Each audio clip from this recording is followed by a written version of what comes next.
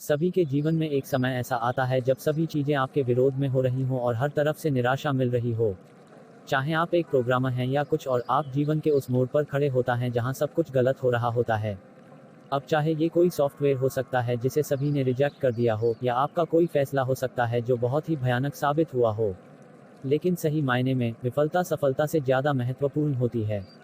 हमारे इतिहास में जितने भी बिजनेसमैन, साइंटिस्ट और महापुरुष हुए हैं, वो जीवन में सफल बनने से पहले लगातार कई बार फेल हुए हैं। जब हम बहुत सारे काम कर रहे हों तो ये जरूरी नहीं कि सब कुछ सही ही होगा।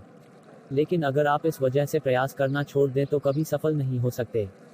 हेनरी फोर्ड, जो बिलियनर और विश्व प्रसिद्ध फोर्ड मोटर कंपनी के मालिक हैं, सफल बनने से पहले फोर्ड 5 अन्य बिजनेस में फेल हुए थे। कोई और होता तो 5 बार अलग अलग बिजनेस में फेल होने और कर्ज में डूबने के कारण टूट जाता। फोर्ड ने ऐसा नहीं किया और आज वह एक बिलियनर कंपनी के मालिक हैं। अगर विफलता की बात करें तो थॉमस अल्वा एडिसन का नाम सबसे पहले आता है।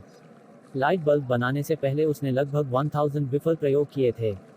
अल्बर्ट आइंस्टाइन, जो 4 साल की उम्र तक कुछ बोल नहीं पाता था और 7 साल की उम्र तक निरक्षर था। लोग उसको दिमागी रूप से कमजोर मानते थे, लेकिन अपनी थ्योरी और सिद्धांतों के बल पर वो दुनिया का सबसे बड़ा साइंटिस्ट बना।